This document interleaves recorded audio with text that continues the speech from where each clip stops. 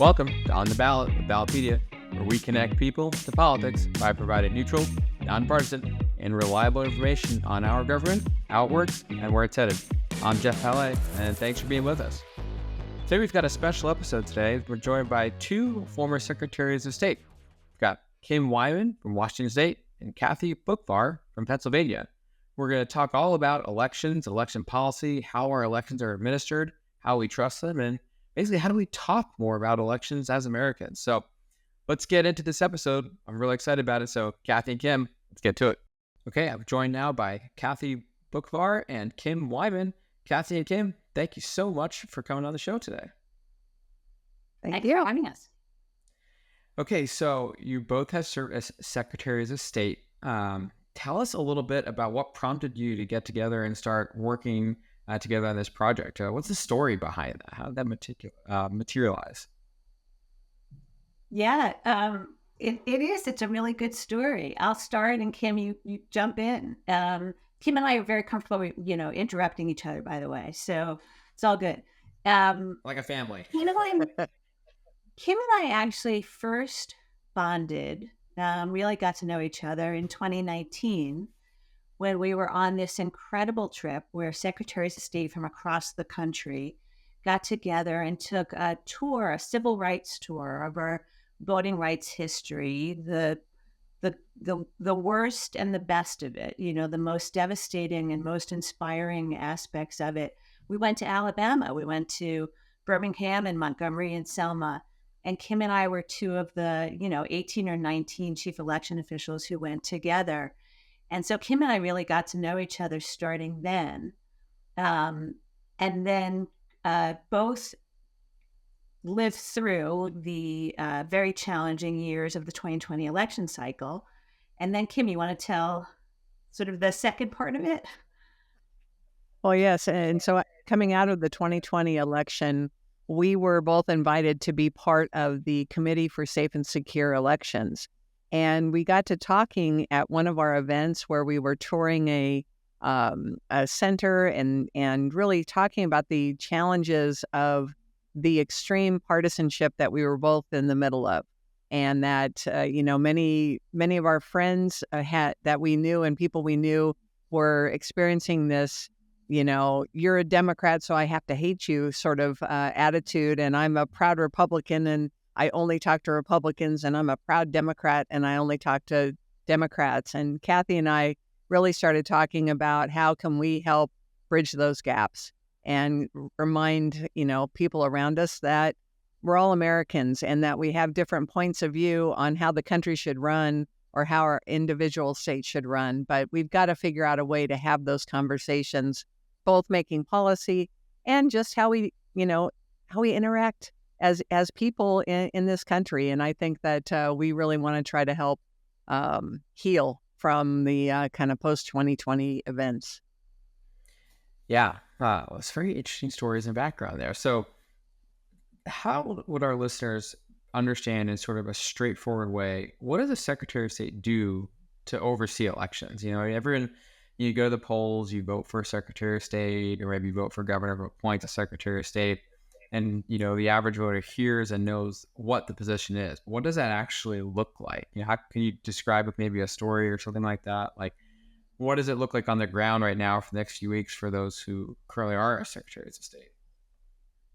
Well, I'll start. In elections, really, each state has the authority to define how elections are run in their state by the U.S. Constitution. And so it depends by state, whether it's the Secretary of State, it might be an election board, or it might be the lieutenant governor who oversees elections. But the actual conduct of elections happens at the local level. And that, again, varies by state. It may be at the county level, it may be at a municipal or even a township level. Kathy? Yeah. So, I think, Geoff, most Americans don't realize how decentralized our elections are in this country, to Kim's point. And so we actually have over 9,000 election jurisdictions in this country. And I'm not exaggerating, 9,000. And so in Pennsylvania, it's a county-based system. We have 67 counties. So basically 67 elections are run by each county.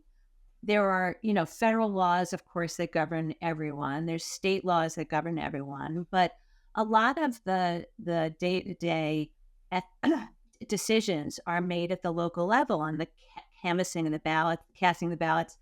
So I used to joke that as Secretary of State, I was mathematician in chief, because each of the 67 counties would, run their own elections, count their ballots, certify them to me, and we would add them together. And of course, we would also make sure that the federal laws and the state laws were being followed and that audits were being performed, appropriately, and all the things that go into that.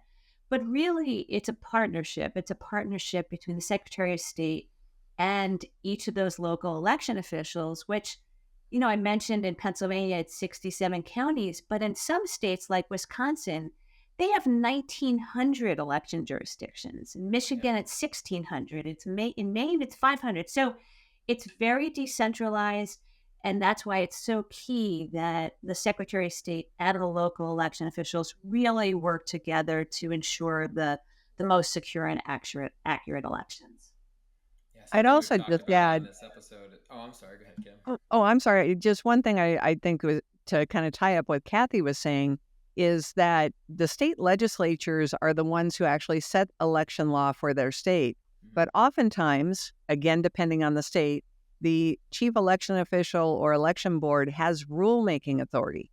And this is, of course, coming into play, I think, as we're going into 2024 in the last couple of weeks. That rulemaking authority is that ability to get into the weeds and tell local officials how they are going to conduct the election at that very basic level of, how you're physically counting the ballots. So rulemaking authority is really important too. And again, many chief election officials in states have that ability to set those rules.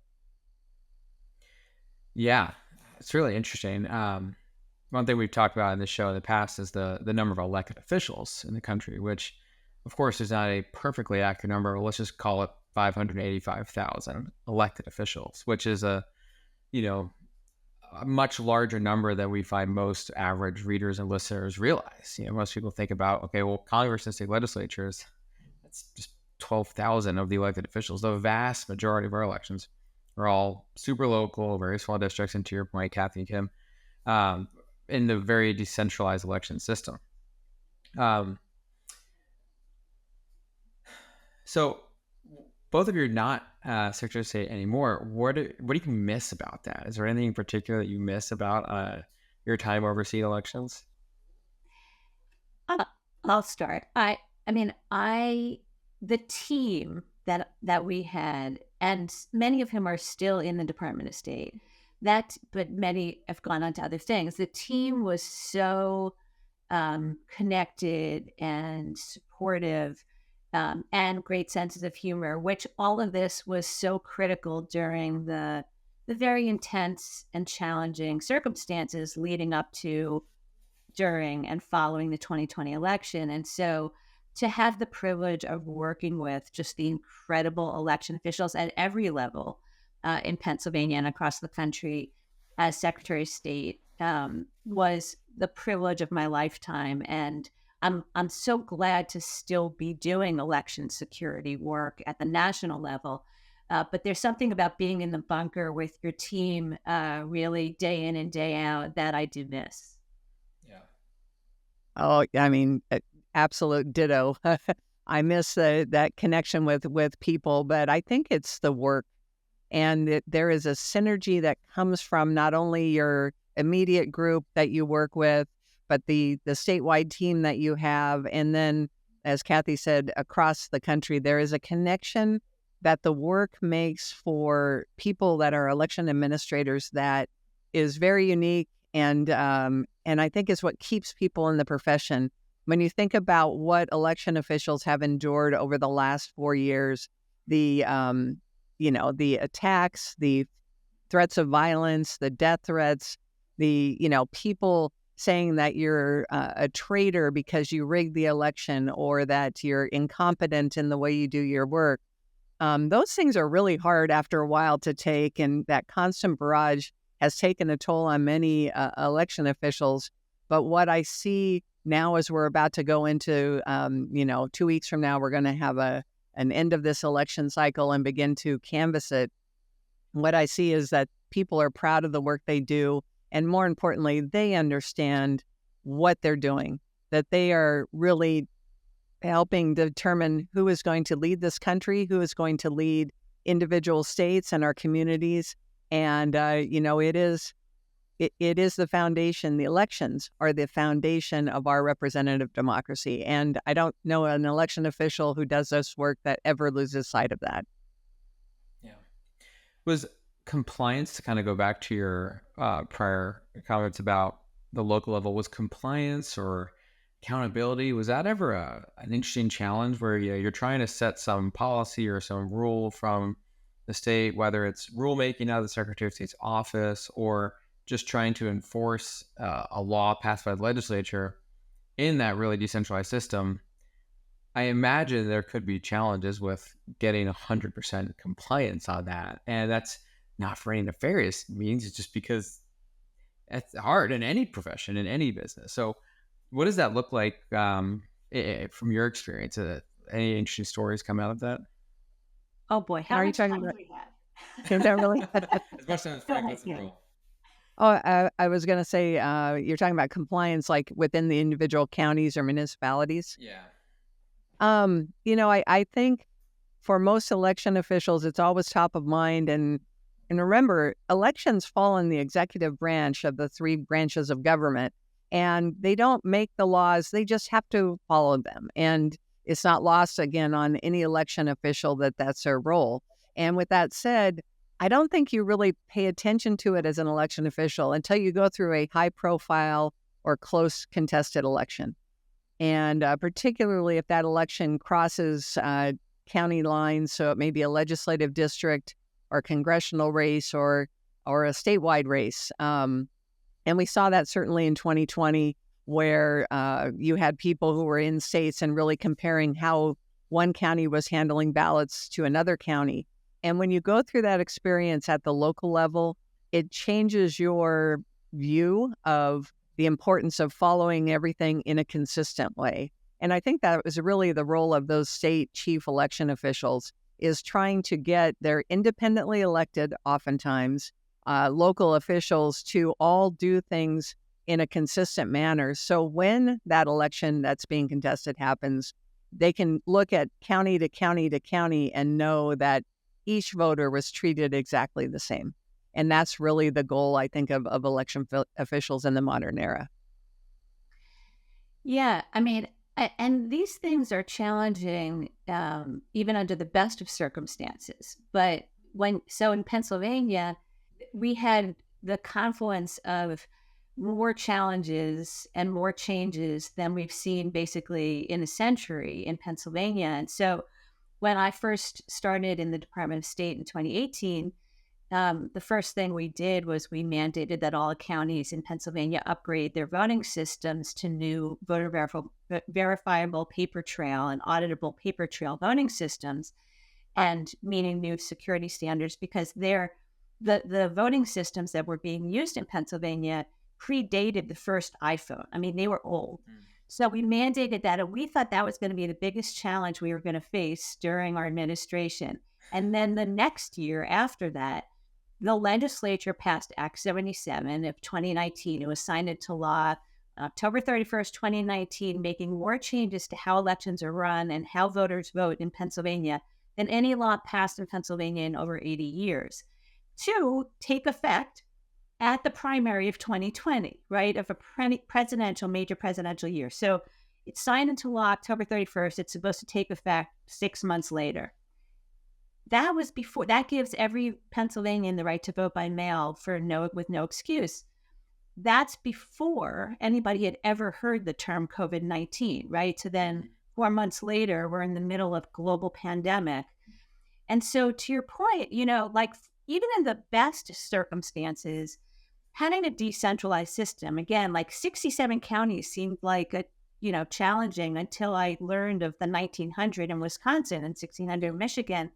It's a very challenging thing to oversee a large number of disparate election systems. But when you're in the middle of a crisis or you're implementing a brand new law, or in this case, it was many, laws that were taking effect all at the same time. And then, of course, we also had civil unrest, following the police shooting in Minneapolis, in major cities, cities across the country. So it was incredibly challenging to make sure that we provided as uniform as possible, but also, more importantly, a safe and secure ability for people to come out and vote. And what we saw was again and again and again across the country, we had record voter participation in 2020 than we've ever seen in history. And that is thanks to the incredible dedication and hard work of our election officials at every level. Yeah. Very interesting. So what are some common questions you get about the electoral system? I mean, I know what questions we get at Ballotpedia here from readers and listeners, but I'm curious, when you're traveling or when you're talking to voters or groups, are there any particular common questions that you think, okay, yeah, this is what people typically ask, and this is what we're usually sort of answering for folks? So what comes to mind there?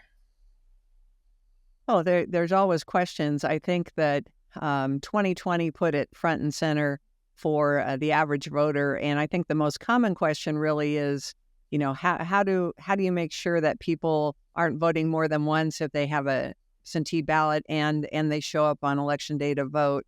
And I think the easiest way to explain it sort of globally is first and foremost, elections are run at that local level. So we have, somewhere between 8,000 and 10,000 jurisdictions who are responsible for not only getting ballots and the correct ballot to voters, but accounting for those ballots when they come back and reporting those results in the manner that reflect the way people cast their ballots. And I think the easiest analogy is how banks control your money and account for your money. How as an individual person right now, do you know that you have money in your bank account and how much that is? All of those checks and balances that a bank uses to physically count the cash in their vault, to looking at the ledgers in their computers to make sure that every penny is accounted for. I think that those same techniques of dual control environments and checking the electronic totals against the physical paper ballots counted in a precinct, for example, are all techniques to account for ballots, to account for how people voted, and really making sure that it is eligible voters who are on the voter registration rolls who are actually casting those votes that are counted and reported. Kathy? Yeah, I think, all that, I agree. Similar questions. I think, it's an unfortunate circumstance. You could tell what news programs people watch by the kinds of questions they ask these days. And not that that's new, but I would say it's sort of more than ever. So, I find, if somebody's asking, say, about, I don't know, Project 2025 or something, they're generally watching MSNBC. And if they're asking about like alleged conspiracy theories or alleged double voting or fraud or what happened that, or 2020 allegations, they're watching Fox. And it's frustrating because both, the left and the right TV programs are reinforcing the echo chamber that most people are putting themselves in right now. And really, it would be best for people to be reading a broad swath of news and information. And it's not just, I don't mean to diss MSNBC and Fox, because it's really like these things are, just as are more at fault, right? With the 24/7, 365, information cycle that we have attached to our hips at all times. So I would say I get questions both at the most detailed and at the broadest level. So like in 2020, I was actually surprised by how many people who had heard that there was litigation over signature checking. I was surprised about how many individual voters would say things to me like, how do my signature, particularly if they were older voters, would say, my signature has changed so much over the years. How do I keep my ballot from being rejected because my signature looks different than it did when I registered to vote 30 years ago? So that's kind of like the most minute detail, right? But then I also still get questions like, what happened in 2020? Like, you hear all these things, and can you explain to me, like, in a really broad way, like, how do we make sense of these conspiracy theories? How do I know where to check my information? And so, it's one of the areas where we still have so much work to do, because the conspiracy theories spread like wildfire. But, Kim and I and other election officials, we not so jokingly refer to ourselves as election nerds, because we could spend hours talking about all the layers of security integrity that go into every step of the process. But Americans, well, not just Americans, like global citizens, they want 45-second answers, and we haven't figured out, for the most part, how to do it as well in those 45-second chunks. Well, if you're election nerd, you're in the right place, because we say that a lot here at Ballotpedia as well, and we totally understand where you're coming from there. You kind of foreshadowed a little bit my next question, which is, so the left has their lingo, the right has their lingo. They're kind of speaking different languages in some cases. What is the recipe? So at least the one that you think might work, because maybe we probably haven't invented it yet, or else maybe it would be in use. But what's the recipe to speak across the spectrum to both party bases and to sort of find some common ground? Is there a way to bridge that divide? What do you find is helpful when you engage in those situations? Go ahead, Kathy. All right. So, this is something that, Kim and I spent a lot of time talking about, because, again, people aren't even trying these days. It's like people are not talking to each other, and it's very frustrating. So, I think, some of what we need to be doing is just raising the base level of understanding that Americans have about how elections are run in this country, because the more people know going in, the less susceptible they are to the lies and conspiracy theories. And so, but we in this country don't have a well-developed whole of society approach to reaching people where they are, right? Getting accurate information to people in simple, understandable ways. And so Kim's heard me tell this story a million times. Like I was on a flight to Salt Lake City a couple of years ago, and the woman sitting next to me wanted to chat, and she asked me why I was going to Salt Lake City. And I told her that I was going for work, and she understood that I was in election security. And when she heard that, she immediately was like, what happened? Like, can you tell me how this works? And she clearly, all I knew about her is that she was going home to Salt Lake City. And later I found out she was a member of the Church of Latter-day Saints. And she said, you hear so much. And so we spent most of the flight talking, where I literally was telling her about, I talk about the people, the science, and the math of how elections are run. And she kept asking more questions and learning about just the basics of how secure our elections are.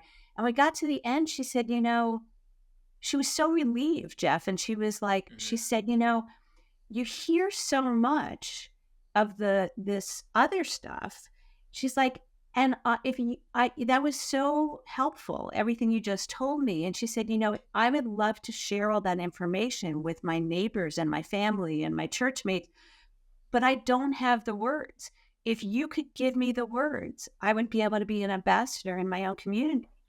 And so that Kim and I, that was part of Kim and my talking about, we need together to be talking to the right and the left and the middle, giving them the words to be able to be ambassadors in their own communities. Well, I'm glad Kathy told that story, because that was really what started our conversations in this realm, because I had a similar experience coming out of 2020 where I was visiting with some of my parents' friends in a very small part of eastern Idaho.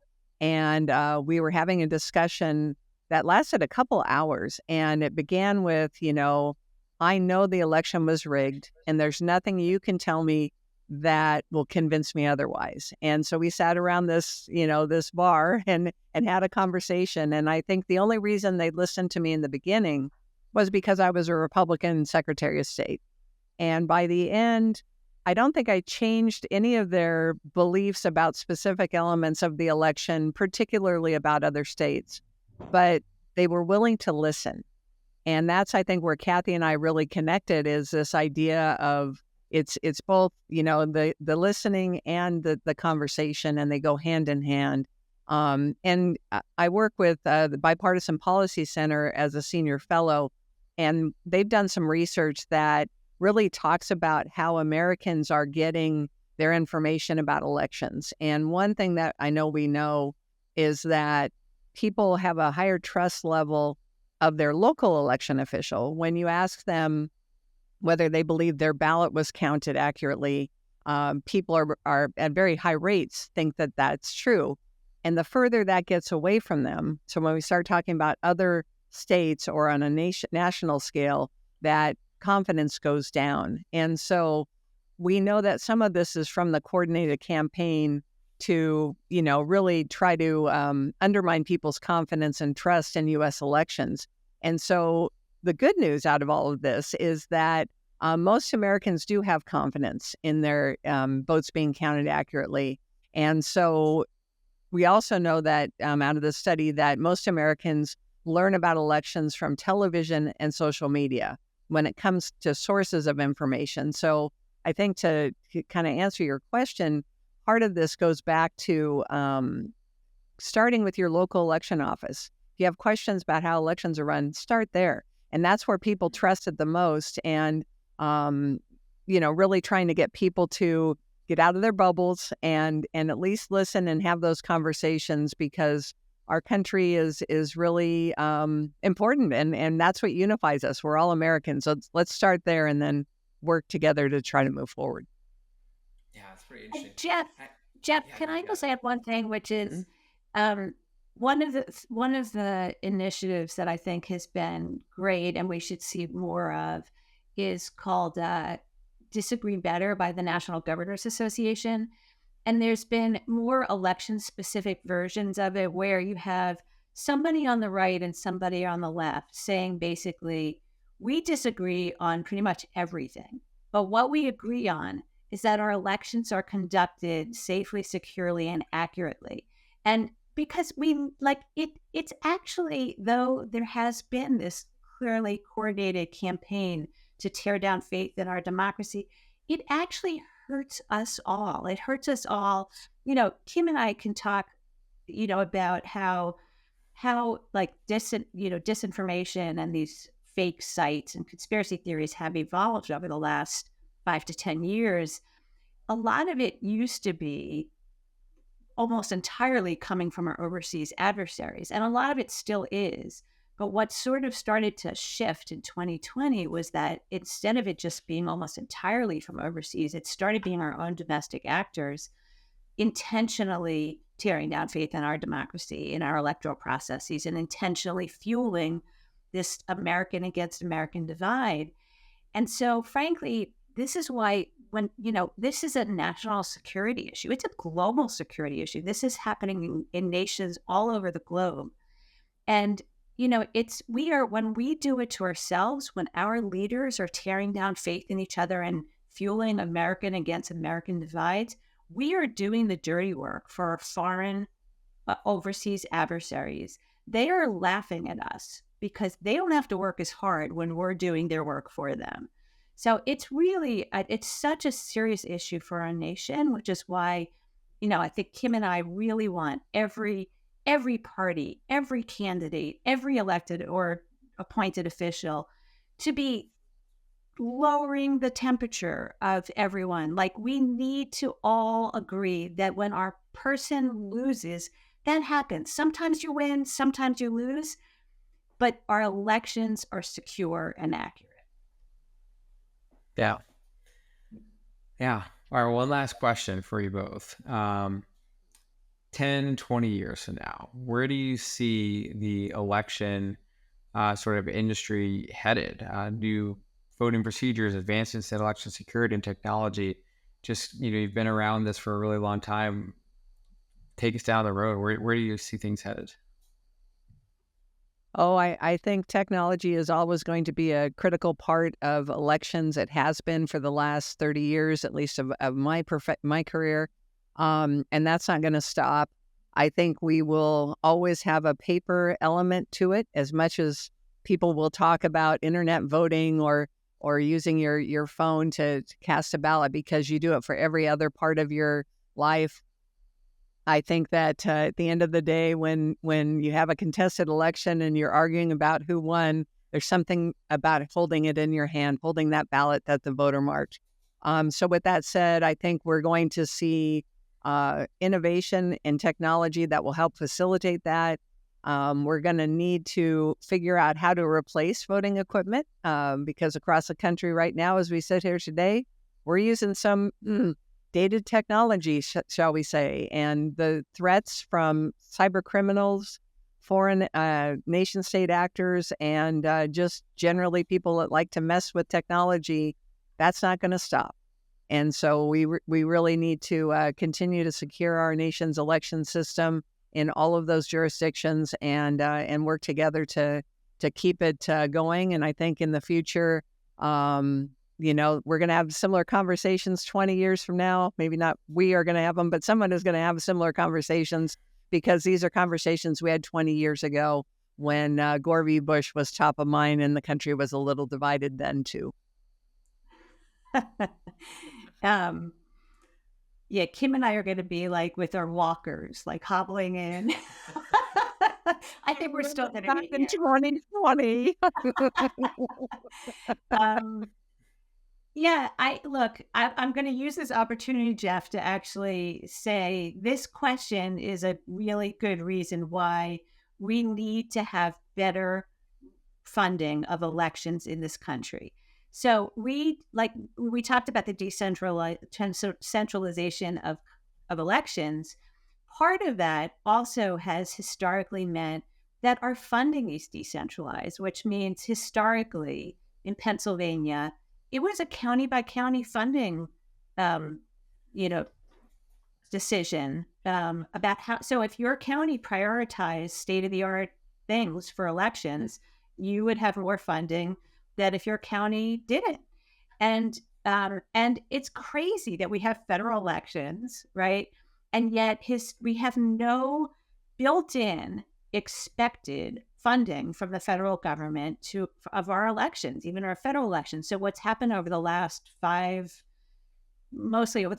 to 7 years, there have been these periodic HAVA grants where all of a sudden sort of the federal government has given some money, but you don't know it's coming. So election officials who should be running their election offices like a business, right? So a business, you're going to assess, what years you got your printers, what years you got your computers and your photocopy machines, so that you can figure out, okay, I need to replace this in 3 years and replace that in 5 years and up my cybersecurity protections.